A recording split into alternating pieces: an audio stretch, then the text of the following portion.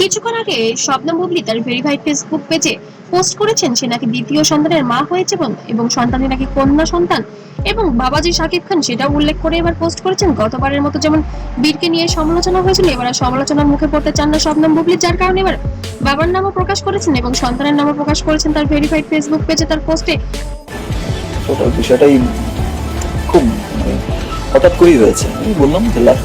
সন্তানের নাম রেখেছেন শার্লিন খান, ব্লেসড অফ শাকিব খান এবং জন্ম হয়েছে গত মে মাসের 11 তারিখে 2026। এটি সে পোস্ট করেছেন তার ভেরিফাইড ফেসবুক পেজে, যা মুহূর্তেই ভাইরাল হয়ে গেছে সোশ্যাল মিডিয়ায়।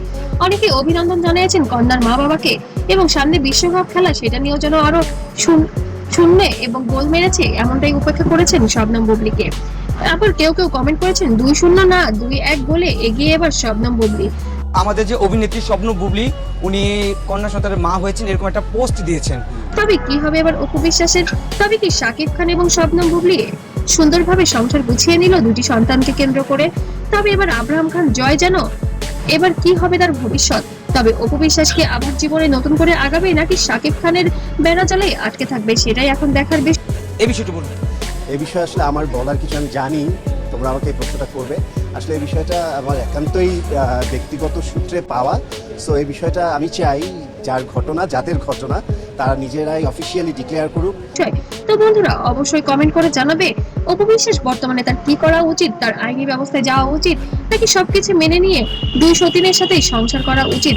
তবে সব মিলে সবাই বলছে আলহামদুলিল্লাহ, যাক শবনম বুবলি খেলা দেখিয়েছে এবং খেলায় জিতেও গেছে, পরকীয়া রানী হয়েও যেন এবার জিতে গেল তার সংসার জীবনে। তবে অপু বিশ্বাস কষ্টই করে গেল সারা জীবন। অপু বিশ্বাসের জন্য কিছু ভক্তরা আফসোস করেছেন, আবার কেউ বা বলেছেন হয়তো অপু বিশ্বাসের ক্যারিয়ারের জন্য। আমি যতটুকু বলেছি এটুকুই আপনাদের জন্য এনাফ। আমি এর বিস্তারিত যদি বলতে চাই হয়তো বা তারা পছন্দ করবে না, সো আমি সেই এটাই ঠিক ছিল। তবে আব্রাহাম খান জয়ের জন্য সবাই অনেক বেশি মন খারাপ করছে, কিন্তু অনেকে আবার ভাবছেন মন খারাপ করার কি আছে, 2-3 ভাই বোন একসাথে বড় হবে একই ছাদের নিচে। তবে সাকিব খানের মন্তব্য এখনো কোনোভাবে পাওয়া যায়নি, সে নিজেকে এমন ভাবে প্রকাশ করছে যে সে তার কাজ নিয়ে ব্যস্ত। তবে গোপনে কি ঘটছে তাদের জীবনে, তবে এবারও কি নতুন নাটকের শুরু হবে? অবশ্যই কমেন্ট করে জানাবেন।